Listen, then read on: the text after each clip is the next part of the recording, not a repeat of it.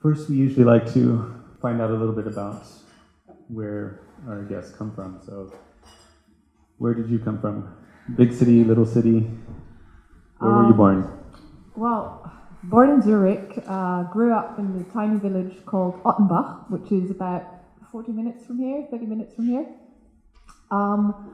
And stayed pretty local until I almost hit 20, and then I spent 4 years in the States, did my studies there on the East Coast. I spent a little time working for a startup in Palo Alto, and then eventually returned to the home base. So that's well, now I'm here. Okay. And growing up, what was your childhood like? Childhood was it in a village or in a city, or I mean, well, Switzerland, you said a small city. Switzerland's a tiny village in this world. No, so I grew up in Ottenbach, and however, 12 years of age, started to go to school in Zurich. Loved Zurich, loved the city life. Always felt like I was more a city kid, even though, for all honest, and Swiss people will confirm, I'm not. And in a way, I sort of grew up between both worlds, and I've liked that a lot.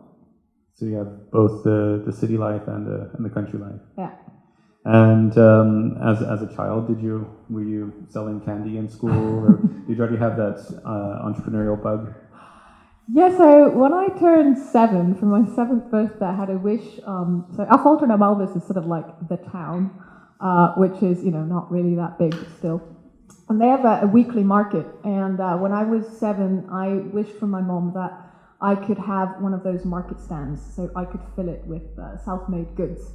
And we spent way too much money on buying all the materials in a local store with all the, we would do cards where we would have like all this colored type of sand, and we would have a sticky surface, and then I would make sort of these sand pictures, and then I would sell them. We had all these sort of materials to make things, and then I would make Christmas decorations and whatnot, and I think it costed my mom like 700 Swiss francs in supplies, which I don't think I quite got back from the sales. But it was a really cool experience. So I actually ended up having that market stand, which is sort of something I still sort of think back of as my first business experience, if you so will. That's nice. And as you were growing up, was there another family member or someone around you that you feel influenced you in that direction? Actually, not that much. I mean, so I studied economics, and I'm the curious case in the family. You studied economics at 7? No, but back in not quite. But no, but within my family, I mean, most people are either sort of in the alternative health sector, or a musician. Grandfather was an architect. My grandmother was a language school teacher. So not the typical background of having an entrepreneurial family, and grew up with entrepreneurship and always saw everybody running a business. And then obviously I would also go down that path, not at all. And actually didn't really think entrepreneurship was for me, even going into university. I was pretty classically Swiss trained, either banking, and then if not banking, consulting. So that came a little later. Okay. So, like you said, you went to Yale. You left Switzerland and went to Yale, and you chose the topic of assessing the economic value of a positive work environment for your thesis. How did that come about? Did you experience something related to the work environment, or?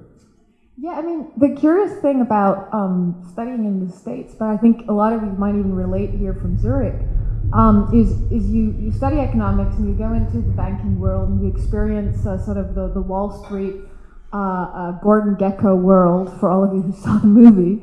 And that's an interesting model, and clearly it's productive, and clearly, it drives the economy forward. So from that point of view, it sort of makes sense. And then I sort of, by chance, actually, it started all over here. 2010, I ended up being here I was doing an internship here in my studies, and I sort of by chance stumbled into the Impact Hub Zurich because they were doing the live streaming of TEDx Zurich, which had just come to Zurich for the first time. I didn't get a ticket, so I had to watch the live stream here. And that day was actually the day I got to know the Impact Hub, but also when I walked out that door, so that's a special door, I ran into Tom Steinacher, who's a co-founder of SwipeGood, which then by chance got accepted into Y Combinator 4 weeks later because two of the co-founders were American. And that's actually how I ended up then working as sort of the first employee for SwipeGood. And that exposed me to Palo Alto and to Mountain View and to Y Combinator and to all these sort of more Silicon Valley mindset and working environments, which were quite different from, the more classical Wall Street model. And that sort of made me think, well, wait a minute, Silicon Valley is arguably the biggest powerhouse, economically speaking, that our current century knows. This is where all the innovation's coming from. How does that fit together? And is it just that the work environments are being created by the founders because they have some personal belief, because it's their philosophy of reimagining what work should and can be? Or is there really an economic argument to be made that in this day and age, we need to completely rethink how the working world works and what kind of environments it offers its people to be productive and creative? And I was sort of intrigued by that question, and when it was time to do my thesis, I asked the head of the economics department at Yale if he was willing to explore that with me, and thankfully he said yes. Interesting. And this was experienced through working in a startup. Yeah, absolutely. That's what triggered it. Even though it wasn't in a corporate environment, even it was in a startup, you still that it triggered that thought. Yeah, absolutely. Because it's not. Even the established.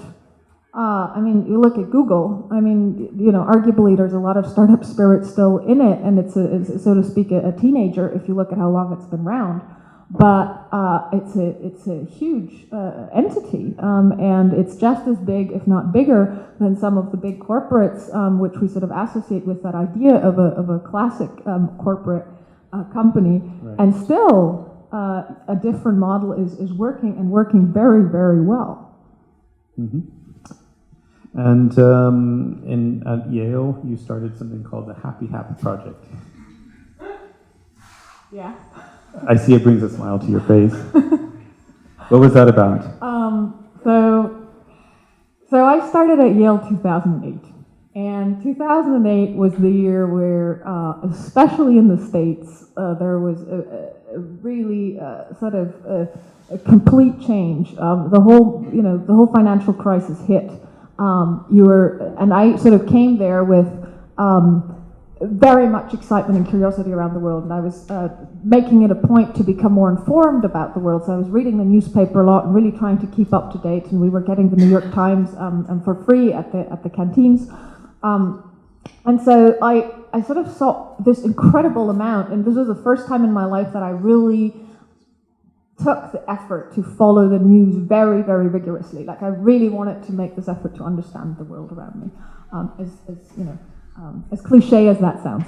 And the problem I was having with that was that there's just so much negativity coming out of that newspaper. It was really hard to understand that this was the world I was living in. And I was meanwhile in this little bubble that was Yale, or in this little bubble that was Switzerland, but the world around me was filled with a whole pile of negative happenings every single day. And I remember one evening, actually it was 1 a.m., we were studying for our final exams, and in the ground, in the basement, so you can imagine Yale a bit like Hogwarts. It has different houses, different dorms. I was in Timothy Dwight, and in the basement of Timothy Dwight's college dorm, there's a table, a billiard table. And a friend of mine, Max Olanuth, who then later on went to found a company, but back then he was also in his first year and he was studying computer science. And I told him about this and how this was really bugging me, and he was sort of, and I sort of came up with the idea, we should have a platform where we can post all the happy happenings of this world. And and then you should be able to dedicate these happy happenings to other people to tell them that the world's a really great place. And just remind them at the end of the day, be this with a video, be this with a text, be this with a photo, but just remind them that actually there's a lot of good stuff happening and we just don't take the time to focus on it. And Max's response was, Sunnie, I anyways wanted to learn Python. So, sure, let's do this, let's try it out. And that's really how I had absolutely no ideas about websites. Ridiculous. I can't believe I'm running Digital Zurich 2025 today because I was, completely clueless. Then I had a friend of mine who at the time was the best friend of my then boyfriend, and he came and wanted to explore New York, and he was a graphic designer. And so he crashed my dorm room couch for 3 weeks. Andre was his name. I'm going to show this video to all of them, by the way. And he offered to do the design for the website. By the way, he had no idea, I'm not allowed to say this, but he was not that clear on how to really design a website. Somehow had to work, but in the end, anyways, he gave me the design for free. And so I had Max doing the programming, and I had Andre, who crashed my couch, doing the design. And I had, at the time, then started to recruit my basketball team. I was playing basketball at Yale. To help me with the launch activities on campus, and essentially we created Happy Hap over a bunch of meetings in my college dorm room. It later turned into a student organization, and our first project was this website where you could post happy happenings, hence the name. Today it's known as Inspire Yale. It still exists, and it's it continues to do a lot of essentially initiatives that spread a little bit of happiness on campus and the community, which is another topic that New Haven has got as this incredible university, but at the same time has an amount of social challenges that is unknown to actually the Swiss eye. And we were then starting to do initiatives like TEDx New Haven on the art and science of happiness, which was the first TEDx event back there, trying to bring the community together around a common topic.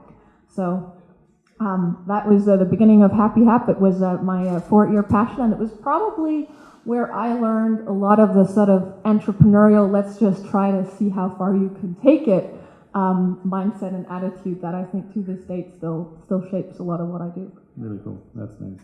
And do you still play basketball? Yes. I do. I don't play it as often, and I'm looking right now for some buddies to actually shoot around a few hoops. So I've sort of. It's not as popular here in Zurich. Yeah, in Zurich, I have to say, I still live out in Ottenbach, so it's really back to the roots for me. And in Ottenbach, there's not as many cool people playing basketball. You need to start a meetup group for basketball. You might be able to help me with that, I hear. So as you know that this month we're specifically highlighting female entrepreneurs, and Startup Grind around the world is highlighting women entrepreneurs. And is there a particular female entrepreneur that inspires you, that you look to, or that stands out?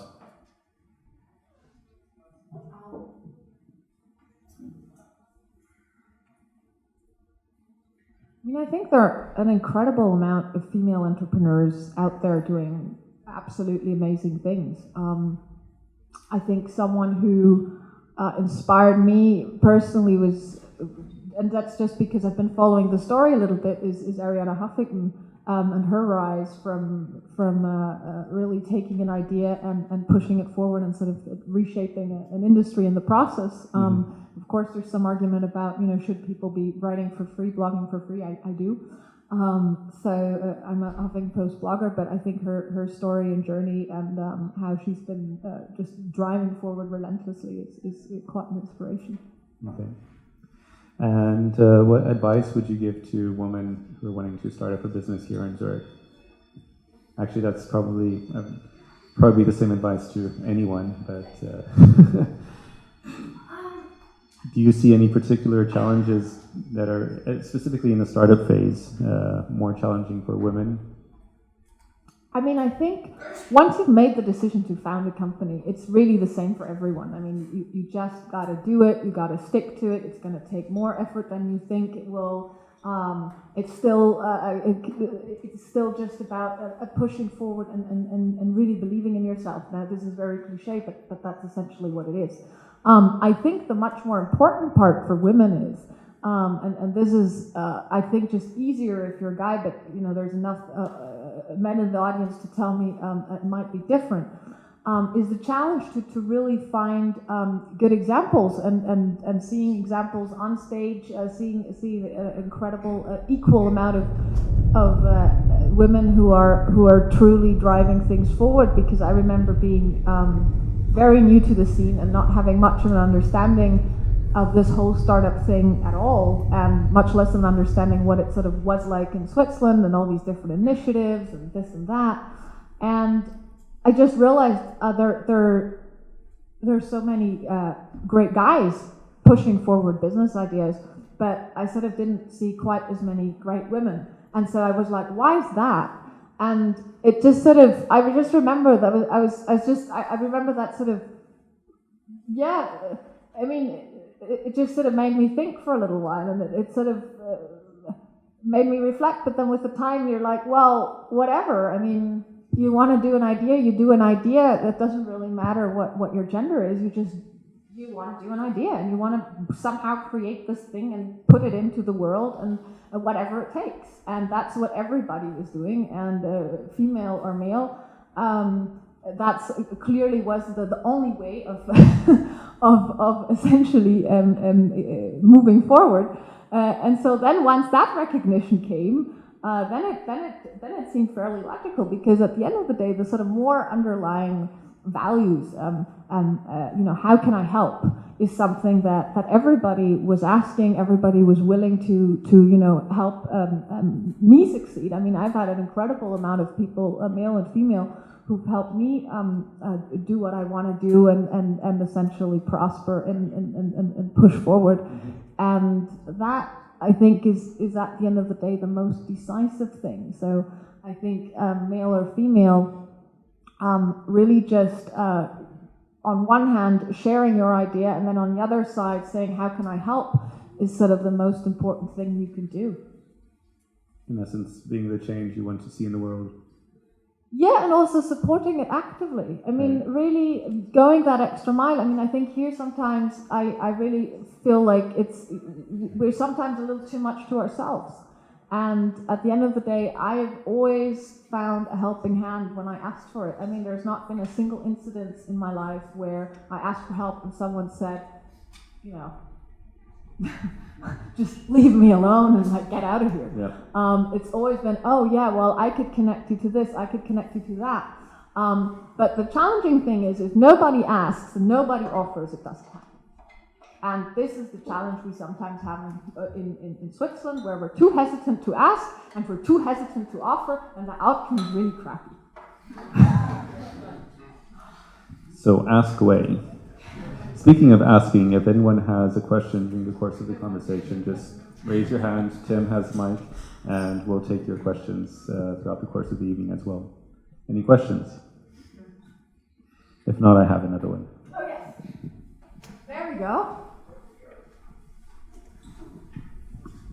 Hi, I love what you say about Switzerland. I'm not from Switzerland. We observe that as foreigners. It's amazing to hear that from a Swiss. I'm very happy. I have a hope now. Why is that? Is it still a bubble here? Lack of curiosity?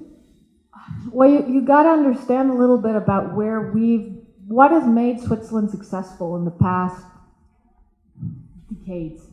And a lot of our backbone, especially here in Zurich, is an industry that thrives on privacy. We are very good in finance. A lot of what makes finance great up until recently, we were known in the entire world for banking secrecy. That is inherently professionalized holding back, and that is the way that this place has made has carved its space into an economy, very successfully so. And it is still something that I think defines us. The other part is, geographically speaking, we are in the mountains. And we are, to some degree, at least if you sort of look historically, we are a little cut off from each other. That's why we are so diverse yet so tiny, which is beautiful. It's a great nurturing ground for decentralized everything, which essentially enables innovation, because all kinds of models and ideas can come forth, and none is really recognized as the best way. But unfortunately, it sometimes also leads to a little bit of a holding back, and this has some positive side effects. It is also security, neutrality within the politics. I mean, we are known also as a neutral ground. That means you sometimes just don't say what you think, which is a really tough one for me. I was very upset. I remember leaving this country and being upset, like, why can't Switzerland say its opinion as loudly as other countries? We have so many good things going for us. Why is it that when I'm waiting at the bus stop, I don't know whether I'm supposed to say hi or not? I mean, and come on, we're all people. You see me, I see you. Where's the issue?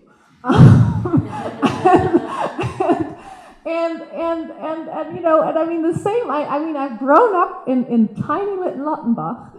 And I mean, I still am not on a first name basis with all of the neighbors living around. I can't believe it. I barely know. I mean, I know now some of them, but it took me about 10 years. So I share it, and I have partially left this place because it also frustrated me, but I've come back to recognize that it's not really bad intention. It's sometimes hesitation, and partially it is also what has made us successful. And I think this more nuanced look of it has made me realize that there's also something very simple that can be done, which is to just always opt for, yes, you're going to say hello when you go to the bus stop, and yes, you are going to go and ask for help, and yes, you are going to go voice your concern. And that's something you can pretty much determine on a very individual level, thankfully. But the default setting is you sometimes are more to yourself than one might want to. Very true, very true. But yes, I mean, if everyone in here were to make an effort to reach out a little bit more, that could kickstart a revolution, and you never know. We got it in our hands. Switzerland might be the next Jamaica. I like the ambition. That's Zurich 20 something or another. You name it. So your career has spanned quite a variety of positions and experiences in a variety of industries. Do you have a favorite? I think out of all of it, I don't think it's so much an industry. I think it's really the mindset that you apply in an industry. And I've come, I think once you've figured out for yourself that you want to be an entrepreneur, and you thrive most in unstructured environments where you can go out and create structure, where you can go out and really live what you're passionate about, and you somehow have recognized that, as all of you do, by the way, but you have recognized and understood for yourself that you have this power to take an idea and somehow put it into reality, and that is a process that you can repeat. That at the end of the day, this sort of, I guess this is to some degree the definition of entrepreneurship. It's not an industry, it's more a mindset. And that is something that no matter what I do in my life, I know I will never be able to let go of that mindset, because, I mean, everything else would just not make life what life is. Mm-hmm. And throughout these different experiences, was there different elements that you learned from the different sectors that you worked in that helped shape your current focus, or your working as an entrepreneur in the startup scene? I think the variety has enabled me to be very open. Mm-hmm. I think that oftentimes the really interesting things happen at the intersection. So I'm a big believer in interdisciplinarity. I think the truly creative things actually happen in between the industries or in between the sectors, especially in this digital age. It's all about connecting dots in a way that they were not connected before. Of course, specialization has its place in there, but at the end of the day, if I look at all my experiences, every experience taught me something, and every experience essentially just gave me yet another dot. And going forward, I get to connect these more and more. With every dot I add, I sort of become ever more interdisciplinary, and that's at the end of the day what all these experiences have enabled me to do. And I think there is tremendous value in exposing yourself to different things and really understanding that a lot of the incredibly exciting stuff in this world is actually happening in the intersections. We have in Switzerland, we have such a love sometimes for really diving super deep into one very specific thing. And I think that's important. But I also think that there's a value in sometimes zooming completely out and going into a very different area and seeing how can I connect things in ways that haven't been in the past. So, yeah. Okay. And how have you found being a woman in business to help you succeed? Have you noticed that in your experiences?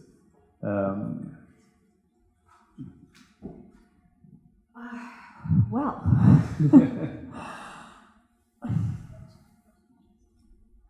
I mean,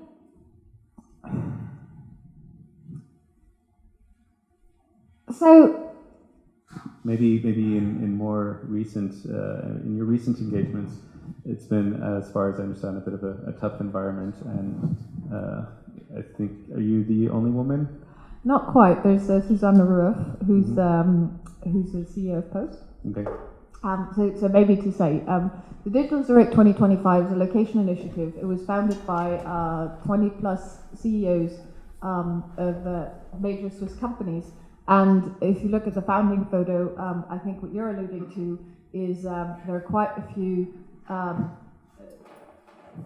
somewhat older than me male CEOs on that photo, and then there's me, which clearly is the only human in the 20 to 30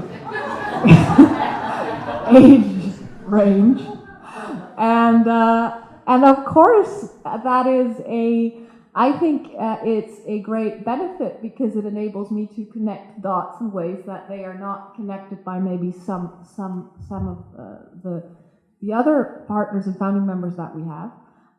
But certainly it's also a little more challenging when you are in a position that is in that sense different from the others.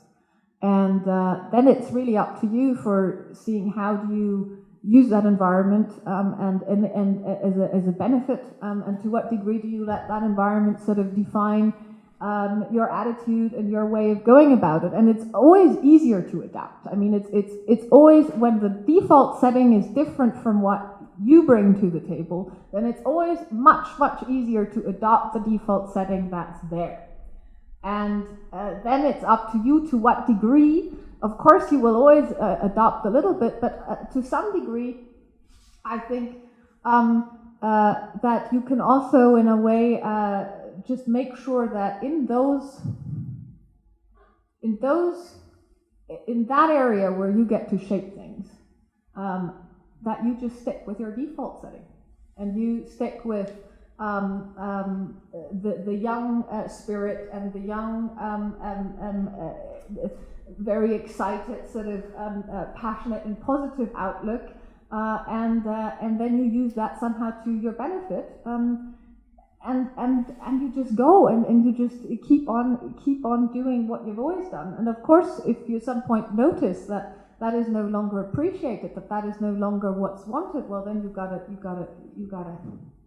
have the consequence of that. I mean, then you've got to be honest to yourself. But so far, I've found in that environment that I very well can be, and actually was asked to be part of Digital Zurich 2025 precisely, partially because I am who I am. And I think that's a really important sort of thing to remember in those moments where it's tough, in those moments where you think, oh, it's challenging, and the majority might have a different opinion or might have a different outlook on things. But at the end of the day, they didn't choose someone like them. They chose someone who is maybe a little different, and that's sort of what you need to use as a strength and not as a weakness.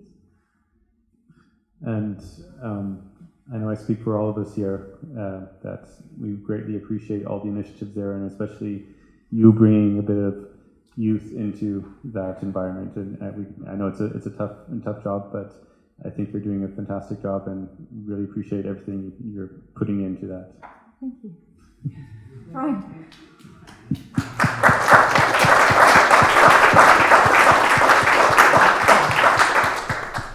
So you have written several articles and a book about the topic of the work environment. How important do you think the work environment is for a startup? Well, I think the work environment for anyone is absolutely decisive. Today I was at lunch, I was giving a talk at Migros, and I opened with how you spend your days, how you spend your life. And for Migros, they spend 41 hours a week at work, and they have 5 weeks a year off, which if you start working around 15, which is when people here have an apprenticeship, that means you're working about plus minus 50 years. That adds up to 96,350 hours of your life. So do I think the work environment is important? Yes. If you're spending 96,350 hours there, absolutely. It defines so much of your waking time, and that essentially defines, to some degree, and increasingly so in our society, a little bit who you are. I mean, we identify or want to identify oftentimes with our work. So our work environment is absolutely, I think, is very, very important. And I think some of us pay more attention, some of us pay less attention to it. But at the end of the day, it shapes a lot of our experience in life. And what would be the top tips you would give that a company can do to inspire their employees? Well, I think, so you asked me before a little bit about startups, and I think the great benefit that startups have is the founder. The founder is in many ways the personified culture of a company. And that is something that larger companies who are no longer led by their founder struggle with much more. So it's hard to really say these are, do these 5 things and then everything's going to be fine. If it were just these 5 things, then everybody would be doing it, and that's it. I think the challenge really is to, first of all, if you're a startup, if you're a founder, understand what is the culture I want to have in my company, and then it starts with the hiring. If this is the type of culture I want, who am I going to hire that really fits these ideas I have about the company? And then once I've hired, how am I actually going to make sure that we pay attention to how we interact with each other, what values we want to live, how the day-to-day of the company is supposed to look.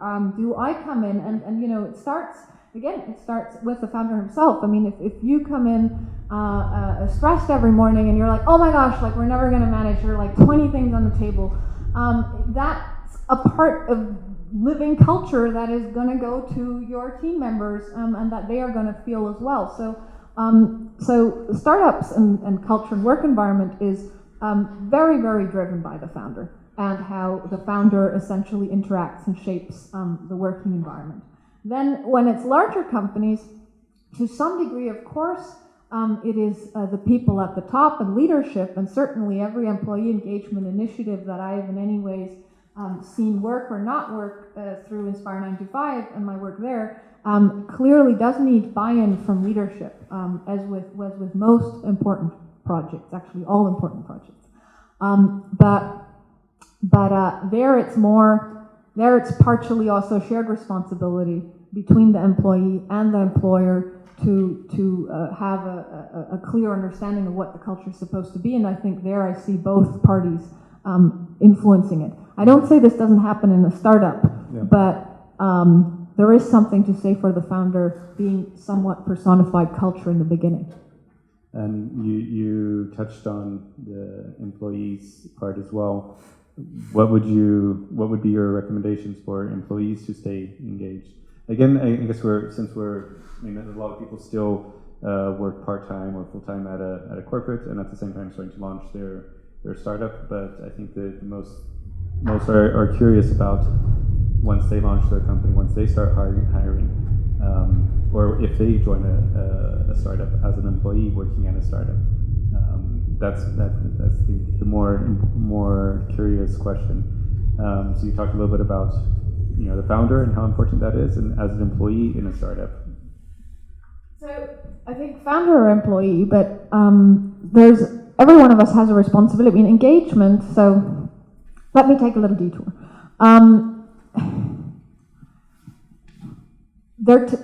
Positive psychology looks at the relationship between your strengths, knowing yourself and what you're good at, and to what degree do you experience satisfaction in your life. And what one has seen through different scientific studies is when you are using your strengths regularly, whatever they may be, when you get to use your strengths regularly, you tend to experience a higher level of happiness.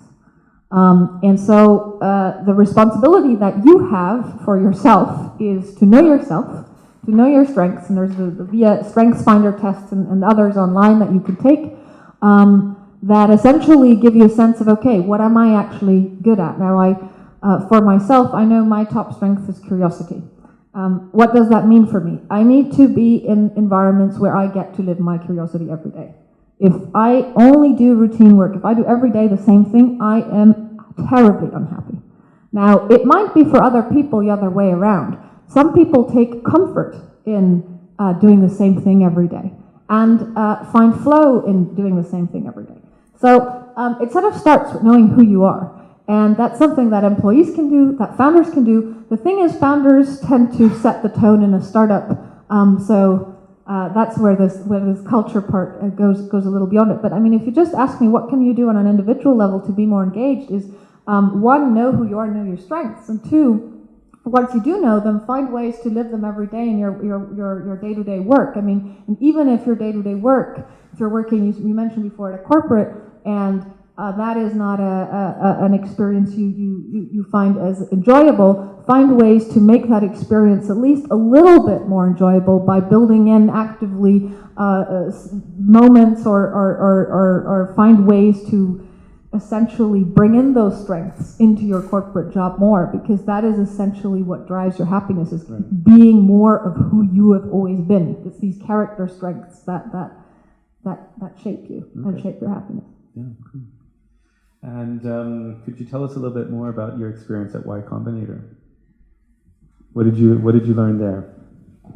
So I was working as the first employee at SwipeGood. SwipeGood was in the I think it was 2011 winter batch of YC, and I think the thing that I learned there is really what an ecosystem looks like. And this is not, I mean, Y Combinator is sort of the condensed version of it, but for me it was the first time also really working in Palo Alto and Mountain View and just being exposed to an incredible amount of founders and very talented founders.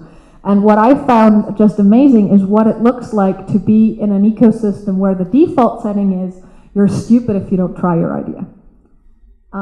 And here what I experience is at least to some degree, there's a good amount of moments where I think the majority of people are like, oh, I'm not sure if I should try my idea. It might not work.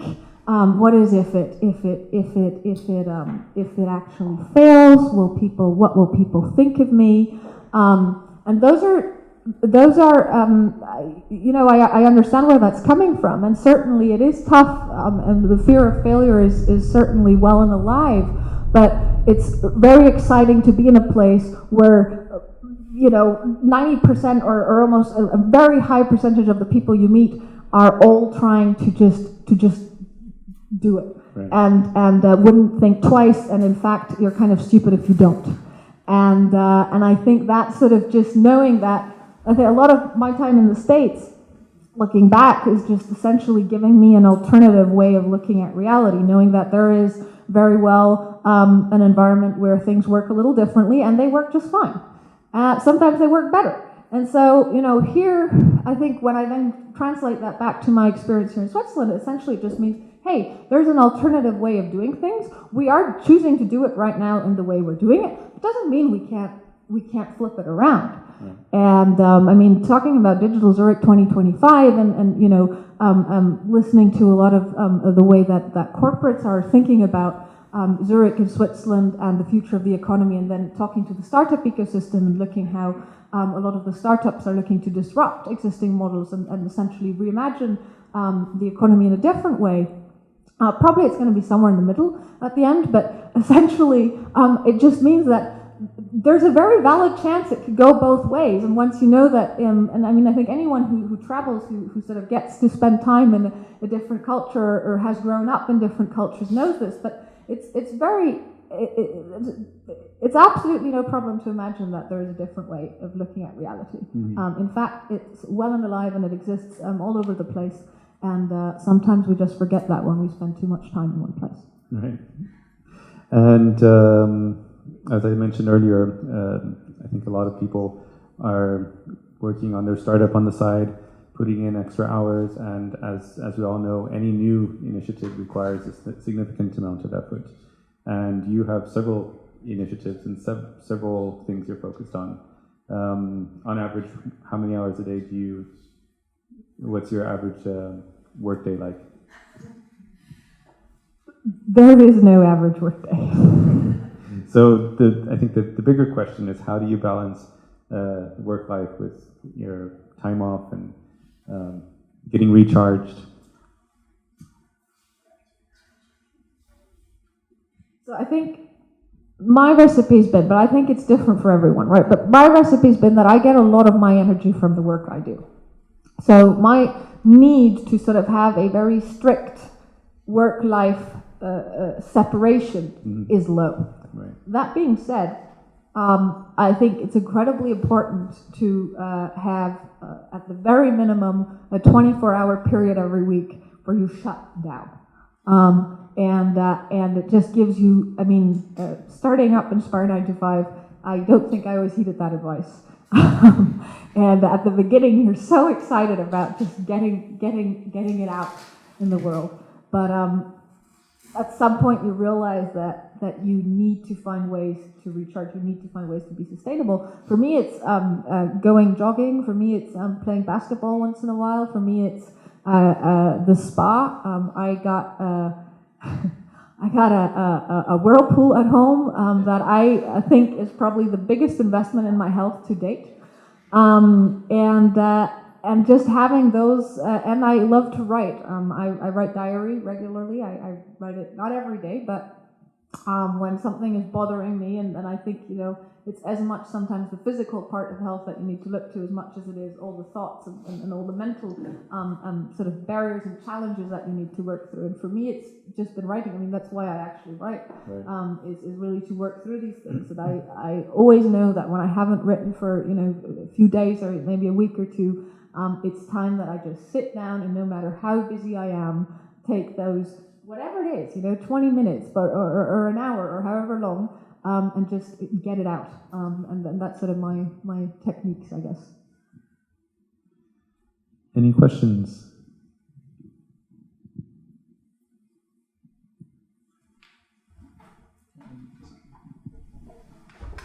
You see a Grundeinkommen affecting company cultures?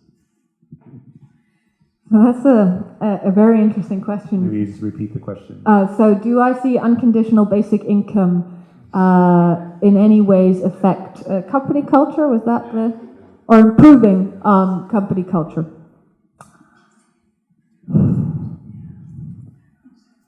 I mean, I personally find it a very, very interesting concept. I think there is a very important culture piece, or the debate that I see flaring up around unconditional basic income is, will this lead to more crazies?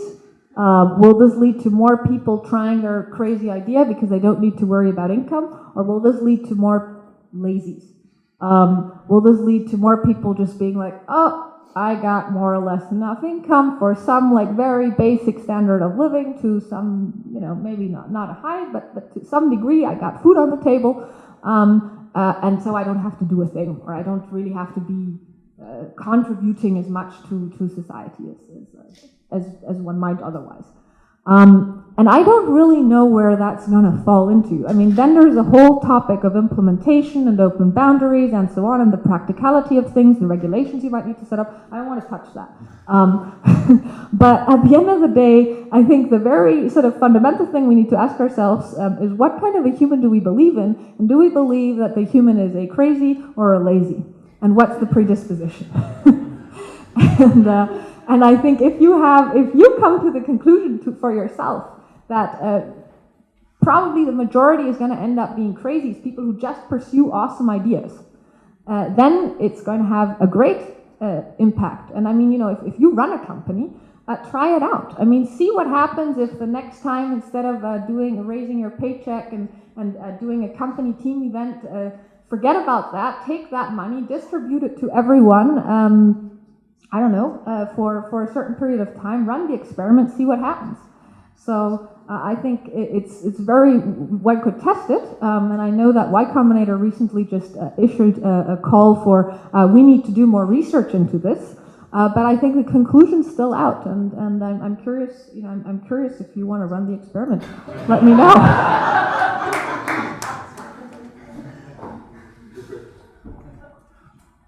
Thank you for the talk. If I can paraphrase, would it be fair to say that your philosophy was optimism trumps fear? And with all that implies, your American adventure took place at a very interesting time in the financial and the political sphere. And then we look at what happened in Austria overnight, where it was almost a choice between light and dark, and then the current political dialogue that's taking place in America. How do you still feel as buoyant now with the headwinds that are descending upon us? Or how does optimism continue to win out in this uncertain future we're facing? The funny thing you mention it, because my second strength, number 2, is hope and optimism. so there. And I try to keep that and apply that as often as I can in my daily work. Of course, it is challenging. Of course, you see, the interesting thing is, I had a comment before, and the comment was something like, "Oh, I guess you're always a happy kid." And that's kind of true, but it doesn't mean I grew up in airy-fairy loveliness and everything was brilliant. I come from a single mom family. My mom had a sort of a foot accident at the age of 15, so I took over a lot of responsibility. I mean, there were challenges all along. I mean, getting to Yale from Switzerland seemed like a huge impossibility, frankly. I had nobody who would study in the States in my family, let alone the financial dimension of that. So there is a huge, tremendous importance in somehow, no matter what, finding the focus for the things that are actually working out. And the same with DigitalZurich2025. We have just started the journey. We're 10 months old now. We are trying to push Zurich and Switzerland forward as a leading digital innovation hub of Europe. So we're in a race with London and Berlin and all these tech hubs who've an incredible amount of things going for them. And of course, it's always easier to say, well, why don't I just take a step back and let someone else fight the battle? When I started Inspire 95, there were months where I did not pay myself a salary at all. I mean, I'd studied at Yale, one of the most prestigious universities in the world, and I don't mean to, but I came back and I moved in with my parents in the basement in Switzerland, the wealthiest country of the world. And I mean, anybody looking at me would be like, are you freaking crazy? Like, you could get a job at Goldman Sachs. You studied economics at Yale. You wanna write a sort of cookbook-like thing, inspired at work? So yeah. But you gotta focus. You gotta focus on the good things you got going for yourself, and you somehow have to have some sense that if you just keep on working on this idea and you stay long enough with it, it will somehow come together. And it will.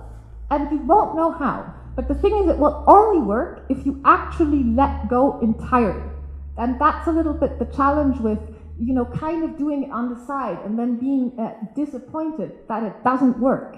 Because the reason it doesn't work is not that the idea isn't good. The reason it doesn't work is because you're not going full all in. And that's a little bit the challenge where I think the hope versus fear debate comes in. And that's where you have to somehow at some point get yourself to the place where you decide which one is it going to be. Amen. I have one question. There are some business models that I would say really only work in the US. For example, doing YouTube and funding YouTube here in Switzerland. Let's say starting that in 2005 and asking, well, we would like to have run such a costly network when we need billions of dollars and we don't know how to make money with it. So will there still be a difference between the US and Europe in terms of those kinds of projects? I think it's a very important point, right? This idea of big bets is one that has worked out incredibly well for the States, and there's a lot of examples to point to at this point. So it's easier to make another big bet. I think in Europe, generally, we have a bit of a different history with these big bets on business models that don't really look at first sight like they're going to go anywhere, hot or not. Facebook. That didn't look like much at all. And still, so I think that's where, we like, and this is, I think it's a bit in our philosophical tradition. In Europe, we have a lot of critical thinking, which is important for us for all kinds of reasons, as we know. And being aware of the value of critical thinkers in society.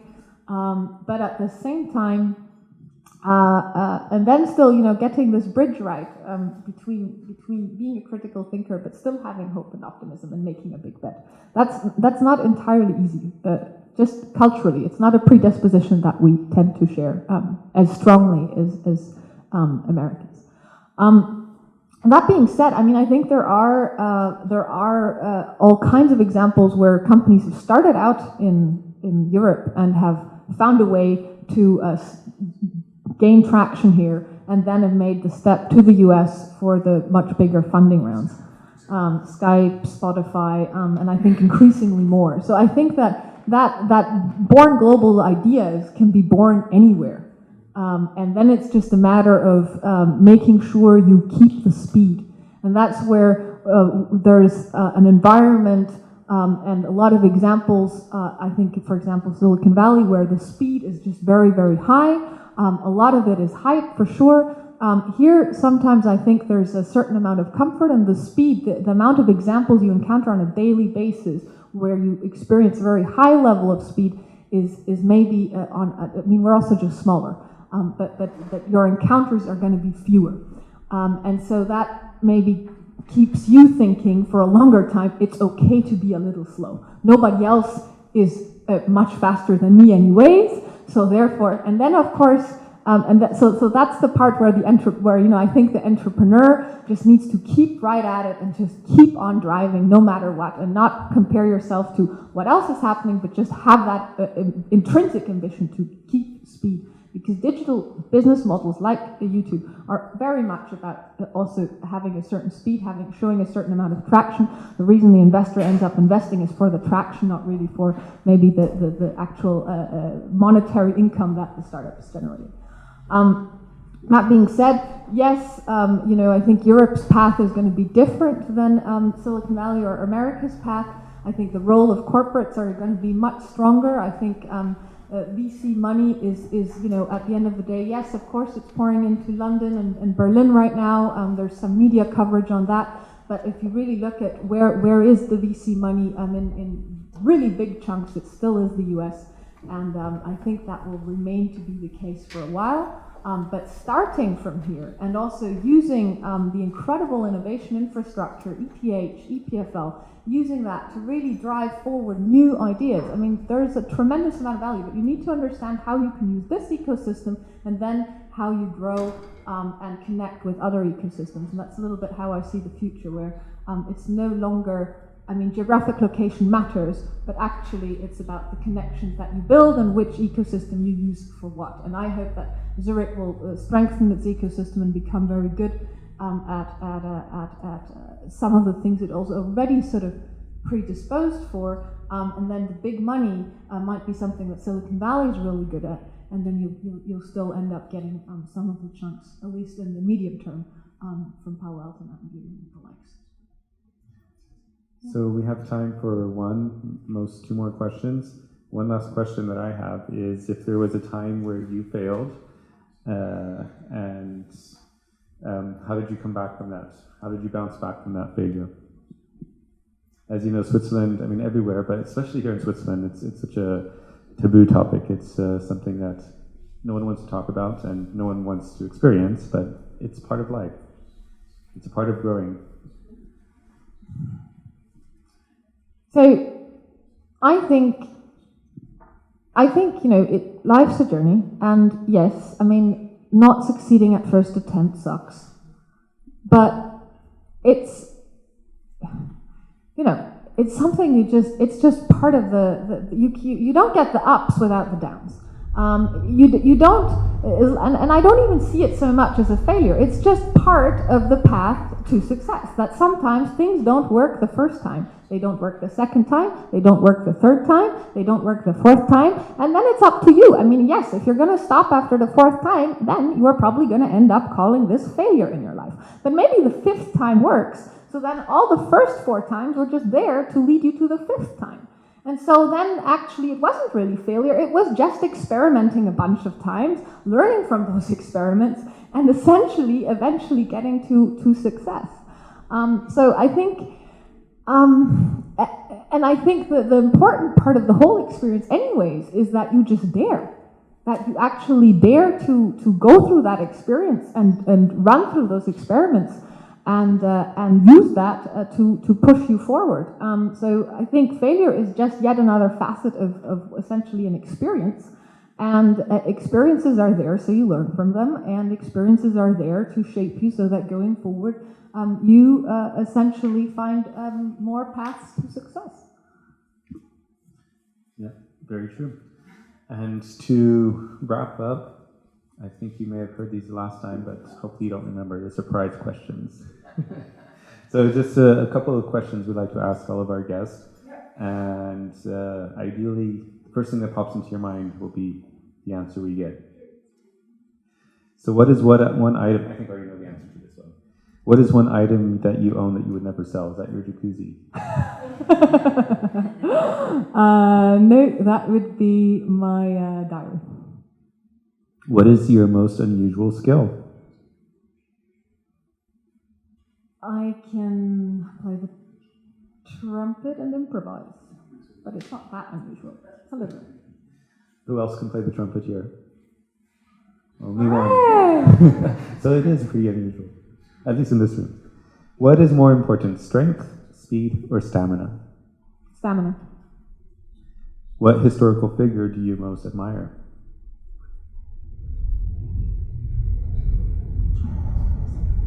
Tough. Benjamin Franklin? What's the best compliment that someone has given you?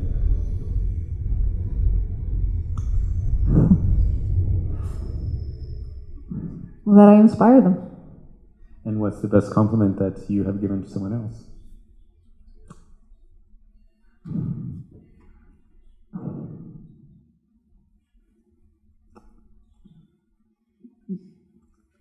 To say I love you. What is your favorite season? Summer. And when was the last time you tried something new? Every day. If you could have the attributes of any animal, what would you choose? Like to be fast like a cheetah or something. Thank you, Sunnie. Thank you very much.